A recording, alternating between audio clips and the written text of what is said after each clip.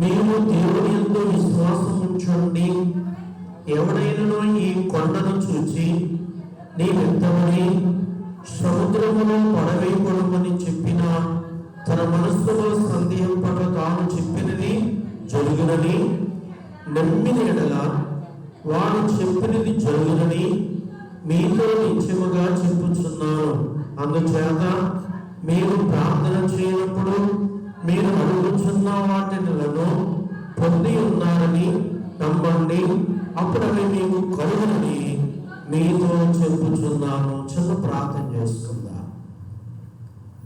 పరిశుద్ధుడు అయిన మా తండ్రి, మహోన్నతుడా, మహిమ కలిగిన రాజా, సర్వశక్తివంతుడా, సజీవుడా, జీవము కలిగిన తండ్రి, సృష్టికర్త నీకు వందనాలు.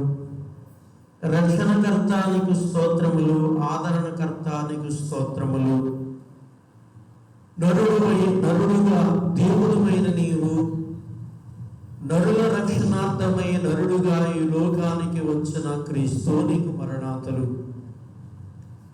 ఈ రాత్రి కాల సమయంలో శిలువ శ్రమల ధ్యాన దినాలలో 5వ రోజుగా నీ సన్నిధిలో మేము కూడి ఉన్నాము తండ్రి. ఇంతవరకు ప్రార్థనలు, పాటలు, సన్నిధి క్రమాలు, వాక్య నాయన పాఠములో మీరు తోడయున్నారు. వాక్యములోకి వచ్చాము.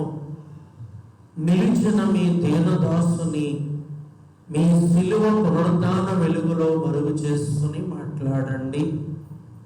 వినటానికి, గ్రహించటానికి, అర్థము చేసుకునటానికి ఆత్మ కూడి వచ్చిన బిడ్డలకు దయచేసి చదివిన వాక్యములో, చదవబోయే వాక్యములో ఉన్న అనేక సంగతులు మాకు బయలుపరచమని, మాతో మాట్లాడమని మా మంచి బోధకుడైన యేసు నామమున ప్రార్థించుచున్నాం పరమ తండ్రి, ఆమేన్. శిలువనాథుడైన యేసు ప్రభు దీవెనలు ఈ శిలువ ధ్యానములోకి వచ్చిన మనందరికీ కలుగును గాక, ఆమేన్. మరణాత. కూర్చుందాం, అందరూ కూర్చోండి. ప్రియులారా, 5వ రోజుగా ఈ రోజు యొక్క శిలువ శ్రమల పాఠములో ఉన్నటువంటి కొన్ని మాటలు మనము దైవ గ్రంథములో నుండి ధ్యానం చేసుకుందాం. ప్రియులారా, ఇక్కడ చదువుకున్నటువంటి వాక్యములో మరి ప్రొద్దున్న వారు మార్గమున పోవచ్చుండగా,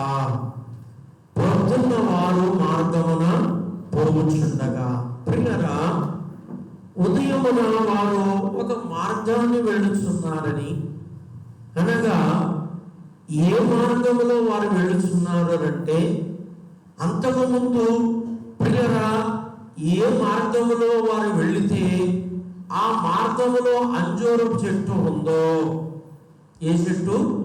అంజూరపు చెట్టు ఉందో అదే మార్గములో ఇప్పుడు ఏం చేస్తున్నారు?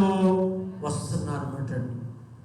పిల్లరా, ఉదయము వారు అదే మార్గములో ఏం చేస్తున్నారంటే ప్రయాణము చేస్తున్నారు. పిల్లరా, వీరు వేరే దారిలో వెళితే ఆ అంజూరపు చెట్టు వీరికి కనిపించేది కాదు.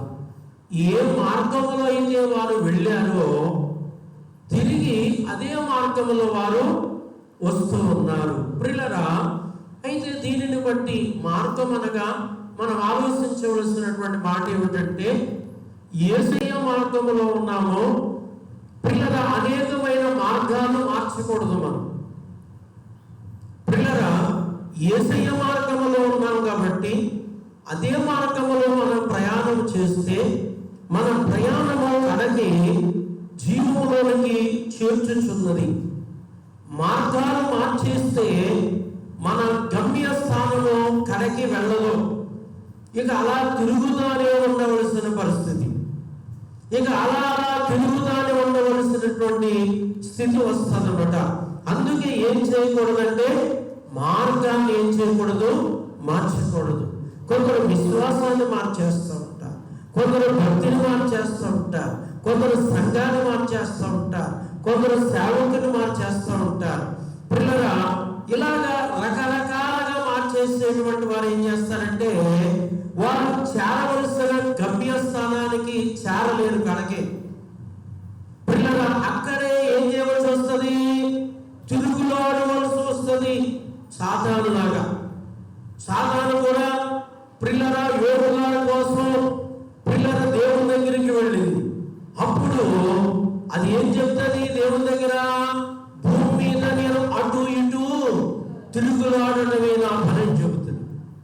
ఏం చేయటమట, అటు ఇటు ఏం చేయటము, తిరుగులాడటమే నా పని అని చెప్తుంది. చూసారా పిల్లలు? కాబట్టి అలాగ కొందరు తిరుగుతానే ఉంటారు, కానీ కరకే చేరవలసిన చోటకి చేరలేరు కదా, తిరుగుతూనే ఉంటారు అనమాట.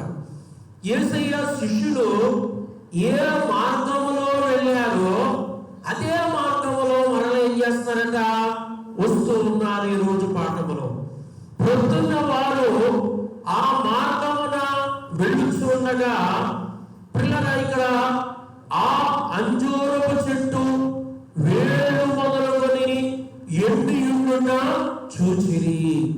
పిల్లరా, ఈ చెట్టు ఎండకి ఎండలేదు, ఎండకి ఎండిపోలేదు. దేనికంటండి? ఎండకి ఎండలేదు, ఎండకి ఎండిపోలేదు.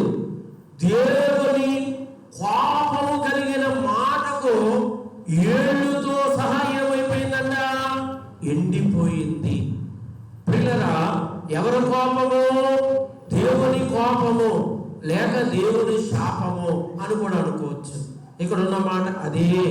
పిల్లరా, అయితే వీళ్ళు అదే మార్గంలో వస్తున్నప్పుడు ఆ చెట్టును వారు చూడగానే వీరిలో ప్రాముఖ్యంగా ముందు ఎవరు చూస్తారంటే 21లో పేతురు గారు కనబడుతున్నారు. యేసు ప్రభు శిష్యులలో ఈయన ప్రధానుడు అన్నాడు. ముందు వ్యక్తి ప్రధానుడు, ముఖ్యుడు కూడా. కొన్ని బాధ్యతలు, కొన్ని భారాలు, పిల్లల కొన్ని ప్రాముఖ్యమైన విషయాలు ప్రభువు ఈ పేతురు గారికి అప్పగిస్తారు.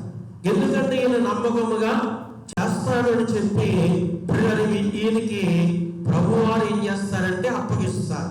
అయితే ఇక్కడ ఆ పేతురు గారు ఆ సంగతి జ్ఞాపకము తెచ్చుకుని ప్రభువుతో అన్నారు, బాధపడా, ఇదిగో నీవు శపించిన అంజూరపు చెట్టు ఎండిపోయినని ఆయనతో చెప్పాను.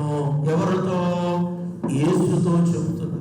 అక్కడికి వచ్చేసరికి పిల్లలు అదే మార్గంలో ఆ అంజూరపు చెట్టు దగ్గరికి వచ్చేసరికి ఈ పేతురు గారికి గుర్తొచ్చింది, ప్రభువు ఈ అంజూరపు చెట్టుని ఏం చేశారట, శపించారు కదా అని ఆ చెట్టు వైపు చూశారు.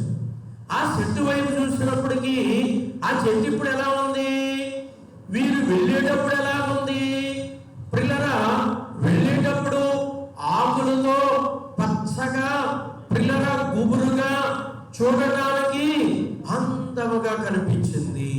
పిల్లరా, తీరా వీరు వచ్చేసరికి, తిరిగి వచ్చేసరికి చూచుచుంటే ఎలా ఉంది? ఇప్పుడు అమ్మా చూడడానికి ఎలా ఉంది? పచ్చగా ఉందా? లేవు. ఆకులు ఉన్నాయా? లేవు. మోడు ఉంది. పిల్లల ఈ మోడు ఎండిపోయింది. ఏళ్ళు కూడా ఎండిపోయినాయి. ఏమెండిపోయినాయట? ఏళ్ళతో సహా ఏమైపోయినాయి? ఎండిపోయినాయి.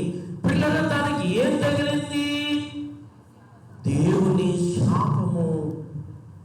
దేవుని శాపము తగిలింది. పిల్లల కాబట్టి దేవుని యొక్క శాపము దానికి ఎందుకు వచ్చింది అనంటే ఫలించలేనందున. ఏం చేయలేనందున? ఫలించలేనందున దేవుని శాపము ఈ అంజూరపు చెట్టుకి వచ్చింది. పిల్లరా, మనము దేవునిలో ఫలించాలి. మనము దేవునిలో ఆత్మీయ ఫలాలు కలిగి ఉండాలి. పిల్లల ఆత్మీయంగా మనం ఎదగాలి.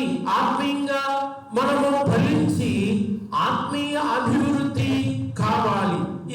ఈవేళ పాఠములో దేవదాసయ్య గారు రాసినటువంటి మాటలో ఒక మాట ఏమిటంటే, ఈ నరకం అనేది ఆత్మ మరణం అని రాశారు. దొరికిందా మాట? ఉందా? మనం చదువుకున్న పాఠంలో ఏ మరణం అట? ఆత్మ మరణము. ఏంటది? నరకము. ప్రియులారా, శరీర మరణము వేరు, ఆత్మ మరణము వేరు. శరీర మరణము మొదటి మరణము. ప్రియులారా, ఆత్మ మరణము రెండవ మరణము. బహుశా శరీర మరణం అందరికీ ఉంది, కానీ ఆత్మ మరణము అందరికీ లేదు. ప్రియులారా, ఈ సిలువను వెంబడించే వారికి, ఈ సిలువను మోసే వారికి, ఈ సిలువ రక్తములో కరగబడినటువంటి వారు, ఈ సిలువ శక్తిని పొందుకున్నటువంటి వారికి ఏ మరణం లేదు అనంటే ఆత్మ మరణము లేదు. ఏ మరణము? ఆత్మ మరణము వారికి లేదు అనేది మనం చూసేటువంటి విషయం. పిల్లల, కాబట్టి ఈ చెట్టు ఏళ్లతో సహా ఏమైపోయిందట? ఎండిపోయింది. పిల్లల, దీనికి కారణము పిల్లల, పేతురు గారు యేసుతో చెబుతూ, పిల్లల, ఇదిగో నీవు శపించిన అంజూరపు చెట్టు, ప్రభుతో అన్నారు, ప్రభువా ఇదిగో నీవు శపించిన అంజూరపు చెట్టు ఏమైందంట? ఏళ్లతో సహా ఎండిపోయింది అని యేసు ప్రభు వారికి పేతురు గారు చెబుతూ ఉన్నారు. పిల్లరా, ఈ మాటను బట్టి యేసు వారికి ఏం చెప్పారు, ఏ విషయాన్ని తెలియపరిచారు అనంటే 22వ వచనం చూడండి. అందుకు యేసు వారితో ఎట్లనెను, మీరు దేవుని యందు విశ్వాసం ఉంచండి. పిల్లరా, అందుకు యేసు వారితో ఎట్లనెను, మీరు దేవుని యందు విశ్వాసం ఉంచండి. పిల్లరా, విశ్వాసం ఉంచితే ఏం జరుగుతుందో కింద చెప్పారు. నమ్మకం ఉంచితే ఏం జరుగుతుందో అక్కడ చెప్పారు. పిల్లరా, అయితే పేతురుకి, మిగతా శిష్యులైనటువంటి వారికి యేసు ఏం చెబుతున్నారు ఇక్కడ అంటే, దేవుని యందు మీరేముంచండి? విశ్వాసం ఉంచండి. పిల్లరా, యేసునందు విశ్వాసం ఉంచండి, దేవుని యందు విశ్వాసం ఉంచండి. పిల్లరా, కాబట్టి విశ్వాసం అనేది మనము స్వస్థత కొరకు ఉంచాలి, రక్షణ కొరకు ఉంచాలి, నిత్య జీవంలో చేరడానికి కోసం కూడా ఉంచాలి. అందుకే మన దైవజనులైనటువంటి అయ్యగారు దేవదాస్ అయ్యగారు ఈవేళ పాఠంలో కొన్ని విషయాలు చెప్పారు. ఏమన్నారంటే, పాపం వల్ల ఏమొచ్చిందంట? వ్యాధి వచ్చింది అన్నారు. పాపం వల్ల ఏమొచ్చింది? వ్యాధి వచ్చింది. ఇంకా చెప్పారు, పాపం వల్ల కరువు వచ్చింది, పాపం వల్ల భూమి శపించబడింది, పాపం వల్ల ముళ్ళు మొలిసాయి, గచ్చపదులు మొలిసాయి. పిల్లల, పాపం వల్ల వాటి వచ్చే బలహీనతల గురించి కూడా కొన్ని చెప్పారు. కాబట్టి అందుచేతనే పిల్లల, అదామములైనటువంటి వారు దేవుడు చెయ్యొద్దు అనే పాపాలు చేసినందున వారు దాగునవలసి వచ్చింది అని కూడా ఈ వేళ పాఠంలో రాస్తారు. కనుక పిల్లల, మరి పాపం వల్ల వ్యాధి వచ్చింది, వ్యాధి వల్ల మరణం వచ్చింది, మరణం వల్ల నరకం వచ్చింది. పిల్లల, ఇవన్నీ తప్పించడానికి యేసు వచ్చారు. ఇవన్నిటి నుండి మనలను రక్షించడానికి, తప్పించడానికి ఎవరు వచ్చారంటే యేసు వచ్చారు. పిల్లల, యేసు వచ్చి శ్రమ పడ్డారు. కనుక అందుచేతనే నమ్మినటువంటి వారు, అంటే నమ్మలేనటువంటి వారు కాదు. పిల్లల, ఎవరంటే నమ్మకము కలిగినటువంటి వారు. పిల్లల, ఎవరిలో విశ్వాసం ఉంటుందో, నమ్మకం ఉంటుందో. బహుశా పిల్లల, మనము ఇద్దరు గుడ్డి వారిని చూస్తాం. యేసు ప్రభు వారి దగ్గరికి వచ్చారు ఆ ఇద్దరు గుడ్డి వారు కూడా. వచ్చినప్పుడు ప్రభు వారిని ఏమంటారు? నేను మీకు చూపు ఇవ్వగలనని నమ్ముతున్నారా అని అడుగుతారు. ఎవరని? గుడ్డి వారిని అడుగుతున్నారు. అంటే వారిలో ఏముందా ఏమి లేదని చూస్తున్నారు ప్రభు. విశ్వాసం ఉందా లేదా, నమ్మకం ఉందా లేదా, ఇది చూస్తున్నారు. వారిలో విశ్వాసాన్ని చూస్తున్నారు, వారిలో నమ్మకాన్ని చూస్తున్నారు. పిల్లగా అయితే వారు ఏమన్నారు? నమ్ముచున్నాం ప్రభు అన్నారు. ఏం చేస్తున్నారట? నమ్ముచున్నాం ప్రభు అంటే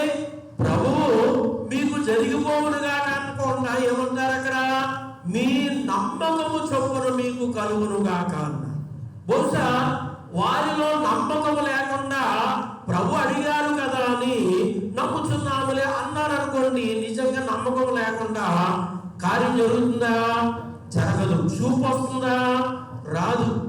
ప్రియులారా, అయితే వారిలో విశ్వాసం ఉంది కాబట్టియే వారు ఏం చెప్పారు? అక్కడ నమ్ముచున్నాము. ఏం చేస్తున్నారట? నమ్ముచున్నాం ప్రభు అన్నారు. ప్రియులారా, ఆ నమ్మకాన్ని బట్టి వారికి ఏమొచ్చింది? చూపు వచ్చింది.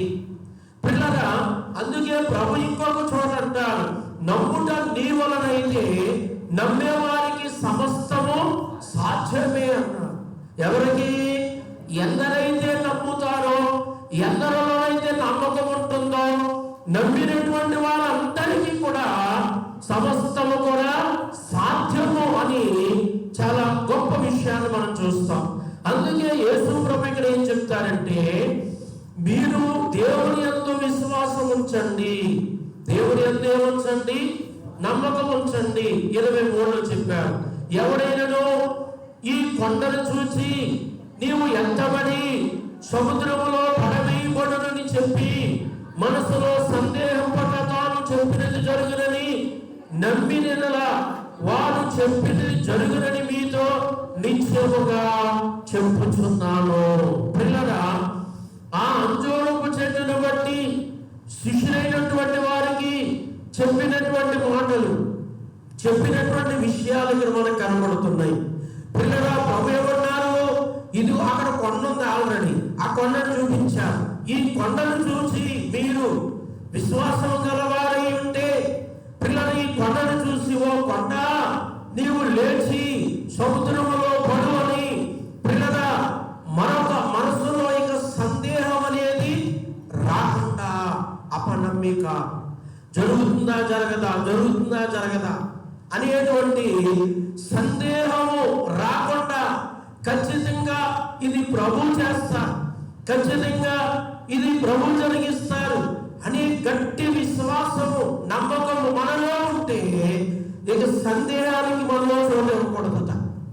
పిల్లల అలాంటి నమ్మకం ఉంటే ఆ కొండ లేచి వెళ్ళి ఎక్కడ పడుతుందన్నారు?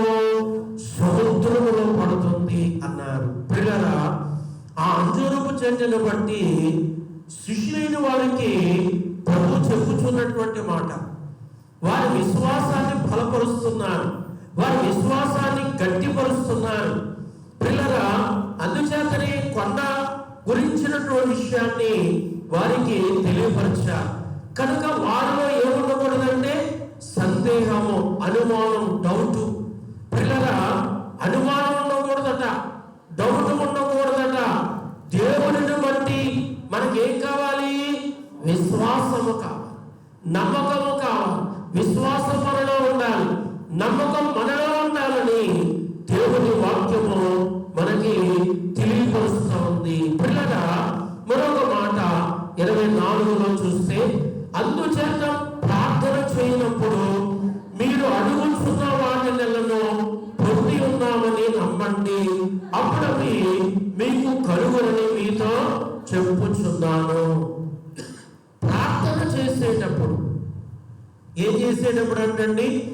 ప్రార్థన చేసేటప్పుడు పిల్లల మనము ఏదైతే అడుగుతున్నామో అవి జరిగినవి, అవి ప్రభువు చేస్తారు అనేటువంటి గొప్ప విశ్వాసం మనలో ఉండాలి. పిల్లల అడుగుతున్నది జరుగుతుందా జరగదా, జరుగుతుందా జరుగుతా, ఇది ప్రభు చేస్తారా చేయరా అనే అపనమ్మిక ప్రార్థన మనం చేయకూడదు. ఆ ప్రార్థనకి జవాబు దొరకదు, ఆ ప్రార్థనకి నెరవేర్పు దొరకదు. పిల్లల డౌట్, అనుమానం మనకి ఉండకూడదు. పిల్లల ప్రబంధాలు నరులకు అసాధ్యము కానీ దేవునికి సమస్తము సాధ్యమే. అందుకే పిల్లల మన దేవదాస్ అయ్యారు, ఆయన ఏదైనా ఒక కార్యము జరగాలని వాగ్దానాలతో ప్రార్థన చేసిన తర్వాత ప్రార్థన చివరలో ఈ కార్యాన్ని జరిగించావు ప్రభువా, నీకు వందనములు, స్తోత్రములు, స్తుతులని ఏం చేసేవారట? స్తుతి స్తుతి చెల్లించేవారు. అంశం చేసే అంటేనే పిల్లల అంశం కొరకు ప్రార్థన చేశారు. ఫలానా కార్యం జరిగించమని, ఫలానా అద్భుతం చేయమని ప్రార్థన చేశారు. పిల్లలు ఇంకా అద్భుతం జరగలేదు, కార్యం జరగలేదు, కానీ జరిగించాం ప్రభువా అని స్తుతి చేసేవారు. దేవునితో నమ్మకముతో విశ్వాసముతో ఖచ్చితంగా ప్రభువు ఆ పని చేస్తారు, ఆ కార్యము జరిగిస్తారు. ఇంకా రెండో మాట లేదు పిల్లరా, ఇక రెండో విషయం లేదు, రెండో మాట లేదు. అందుచేతనే గట్టి నమ్మకముతో గట్టి విశ్వాసముతో పిల్లరా అక్కడ మరి లాస్ట్ లో ఆ కార్యం జరిగించినందుకు ఏంటి? స్తుతి ప్రార్థన. ప్రభు జరిగించారు కనుక అక్కడ స్తుతి చేసేవారు. పిల్లల మనమైతే ఎప్పుడు స్తుతి చేస్తామో? కార్యము జరిగిన తర్వాత. అందరూ కాదు, కొంతమంది కార్యం జరిగిపోయిన తర్వాత ఇంకా ప్రార్థన అక్కర్లేదు, స్తుతి అక్కర్లేదు. కార్యం జరగమునకు దేవా దేవా ఇది జరిగించాలి, జరిగించాలి, ఇది చెయ్యని ఓ ప్రార్థన చేసేస్తాం కదండి. కార్యం జరిగిపోయిన తర్వాత స్తుతి ఉందా? కృతజ్ఞత ఉందా? మాట్లాడేటప్పుడు లేదు. మళ్ళీ ఇంకోటి ఏది అవసరం అవుతుంది, దానికోసం అడుగుతూనే ఉంటాం. దాని తర్వాత ఇంకోటి ఏది అవసరం వస్తుంది, దానికోసం అడుగుతాను. అందుకే మన దగ్గర స్తుతి లేదు. ఏముంది? ఓ అడగటమే. దేవుని ఏం చేయటం అంట? ఓ అడగటమే ఉంది తప్ప దేవునికి కృతజ్ఞత స్తుతులు చెల్లించడము ఉందంటారా అంటే లేదు. పిల్లరా కనుక స్తుతి చేయకపోతే దేవుని దగ్గర మనకి ఏమి లేదు, గతి లేదన్నారు దేవదాసయ్య. స్తుతి చేయకపోతే దేవుని దగ్గర మనకి ఏముండదట? గతి ఉండదు. ఆ గతి పిల్లల ఆ స్థితి మనకి రావాలి అంటే దేవుడు చేసిన మేలును బట్టి, అంటే బహుశా ఎంత చేపు ఆ కార్యం జరగాలని మీరు ప్రార్థన చేశారో. రెండోది పిల్లల ఎన్ని ప్రార్థనలు, ఎన్ని దినాలు చేశారా, ఎన్ని నెలలు చేశారా పిల్లల, అన్ని రోజులు అంత సమయము దానికి సరిపడగా ఏముండాలి? స్తుతి కూడా ఉండాలి. ఏముండాలండి? దానికి సరిపడగా ఏముండాలి? స్తుతి కూడా ఉండాలి. మరి ఉంటుందా? ఒకవేళ మా ఉంటే దేవాలయ స్తుతులు స్తోత్రములు ఆమేనంట. పిల్లరా బైబిలు గ్రంథములో అలాంటి కృతజ్ఞత కలిగిన వ్యక్తి ఎవరో? దావీదు మహారాజు ఒక ఆయన కనబడతాడు. ఎందుకంటే అయ్యా గొర్రెలు మేపుకునే నన్ను దేశమేలే మహారాజును చేశామని చెప్పి దినానికి 7 సార్లు స్తుతి బ్రతికినంత కాలం చేశాడు. దినానికి మామూలుగా 3 సార్లు అందరిలా ప్రార్థన చేశాడు. దినానికి 3 సార్లు ఎప్పుడు ప్రార్థన చేస్తూనే ఉన్నాడు. అది మామూలు. అది కాకుండా దినానికి 7 సార్లు బ్రతికినంత కాలం మహారాజు అయిపోయినా కానీ బ్రతికినంత కాలం దినానికి 7 సార్లు ఏం చేశారట? స్తుతి చేశారు. ప్రార్థన ఎక్కువ ఉందా, స్తుతి ఎక్కువ ఉందా? అమ్మా స్తుతి ఎక్కువ ఉంది, కానీ ప్రార్థన 7 సార్లు స్తుతి చేస్తే 3 సార్లు ప్రార్థన. పిల్లల మనము 7 సార్లు ప్రార్థన చేస్తే 1 సారి కూడా స్తుతి మన దగ్గర ఉండదు. ఎందుచేత నీకు ఎంత ఇచ్చుకుంటమే కానీ ఇవ్వటం దేవునికి లేదు కదండి. పుచ్చుకుంటమే కానీ దేవునికి ఇవ్వటం లేదు. మన పని ఇది పిల్లల. అయితే ప్రభు ఇక్కడ చెప్పిన మాట ఏమిటంటే, అందుచేత ప్రార్థన చేసినప్పుడు మీరు అడుగుతున్న వాటినెల్లాను పొంది ఉన్నారని నమ్మండి, అప్పుడు అవి మీకు కలుగునని మీతో నిత్యముగా చెప్పుచున్నాను. అప్పుడు అవి మీకు కలుగును. అప్పుడు అవి అనగా పరలోకపు తండ్రి మనకు అనుగ్రహిస్తున్నారు. పిల్లల యేసు ప్రభు యొక్క ప్రార్థన కూడా ఉంటుంది. ఇంకా ముందు రోజుల్లో మనకు తగులుతూ ఉంటుంది. పిల్లల శిష్యుల కొరకు ఆయన ప్రార్థన చేస్తారు. శిష్యుల కొరకు ఆయన ప్రార్థన చేసినప్పుడు ముందు దేవునికి స్తుతి చేస్తారు.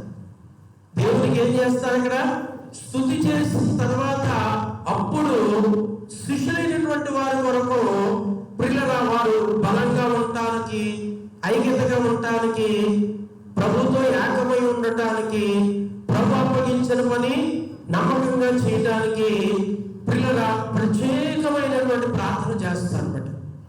ప్రత్యేకమైన విజ్ఞాపనలు వారి కొరకు చేస్తారు. చేసే ముందు స్తుతి చేసి, నా ప్రార్థన ఆలకిస్తున్నందుకు నీకు స్తుతులు స్తోత్రాలని పిల్లల స్తుతి ద్వారాగా అక్కడ ప్రార్థన చేసి పిల్లల అప్పుడు ఆయన ప్రార్థన చేస్తారు.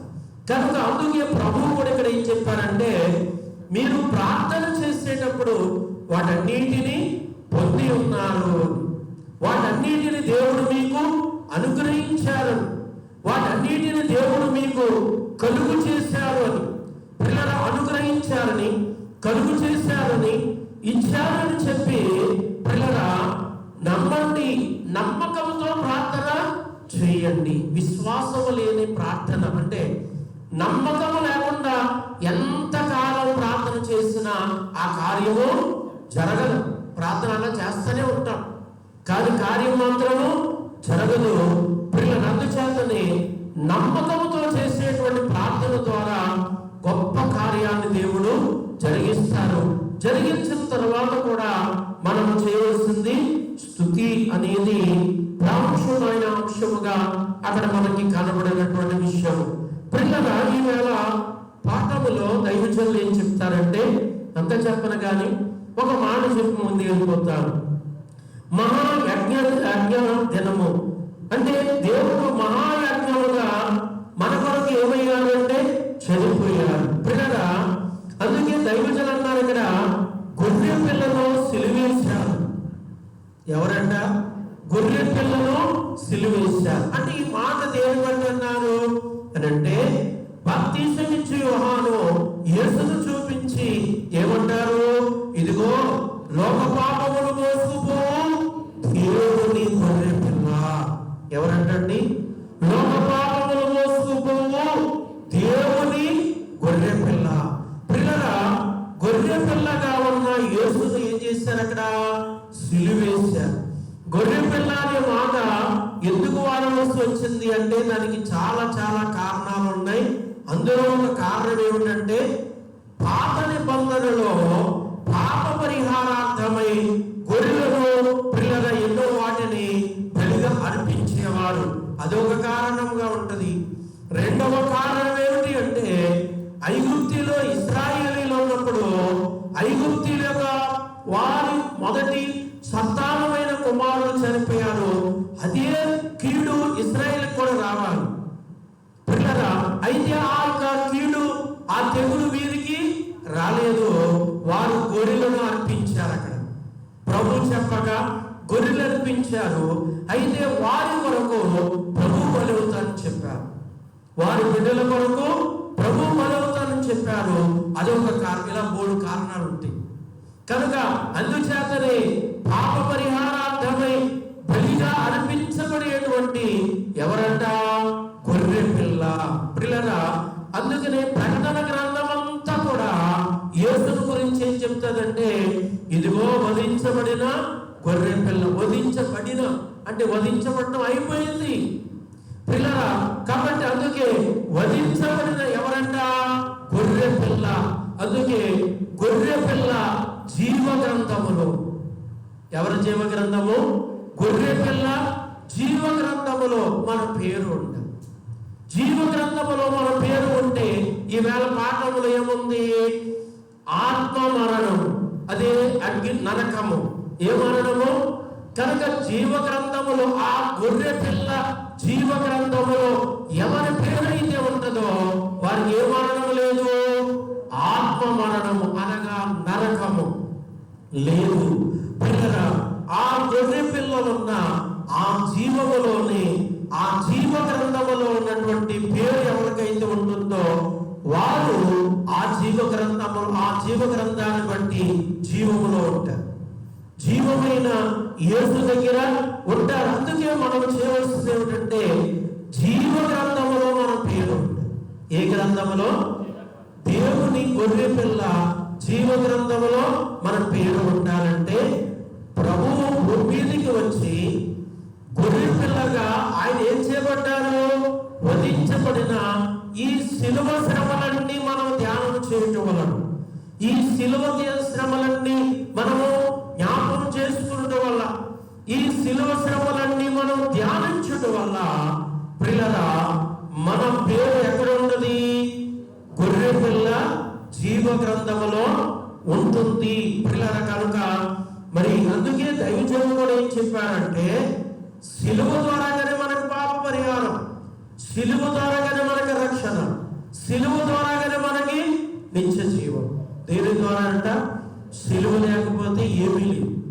పాపం పోదు, వ్యాధి పోదు, పిల్లల రక్షణ దొరకదు, జీవం దొరకదు. ఆత్మ మరణమైన ఎక్కడికి వెళ్ళాలి? నరకములోకి వెళ్ళాలి. ఏమి లేకపోతే పిల్లల, కాబట్టి ఏమి లేకపోతేనట ఈ యొక్క జీవ గ్రంథములో ఆ పేరు లేకపోతే, ఆ పేరు కూడా దేని బట్టి అంటే శిలువ శ్రమలు అనగా యేసయ్య శిలువ. ఎవరు శిలువ? ప్రభు అంటారు, నా శిలువను ఎందుకుని నన్ను వెంబడించండి. మీ శిలువ కాదు, శిలువ అనగా శ్రమలు. మన శ్రమలు చూసుకుని కాదు, యేసయ్య శ్రమలను చూస్తూ ఆ శిలువను మనం ఏం చేయాలంట? వెంబడిస్తే పిల్లరా ఆ శిలువ శక్తి, ఆ శిలువ జీవాన్ని మనం ఏం చేస్తాం? పొందుకుంటాము. ఈ మాటలు ప్రభు మన వెనుకల్లో దీవించుగాక. చిన్న ప్రార్థన. దయగల మా తండ్రి, ప్రేమగల తండ్రి, కృపగల ప్రభువా, నీకే వందనములు, స్తోత్రములు ప్రభు. ఇంతవరకు నాయన మరి శిలువ శ్రమల ధ్యాన దినాలలో 5వ రోజుగా ఈ రోజు వాక్యాన్ని కూడా మేము ధ్యానం చేసుకున్నాం. విన్న ఈ మాటలు మా అందరి హృదయంలో నిలిచి ఫలించినట్లు దీవించమని యేసు నామమున ప్రార్థిస్తున్నాను పరమ తండ్రి. ఆమేన్.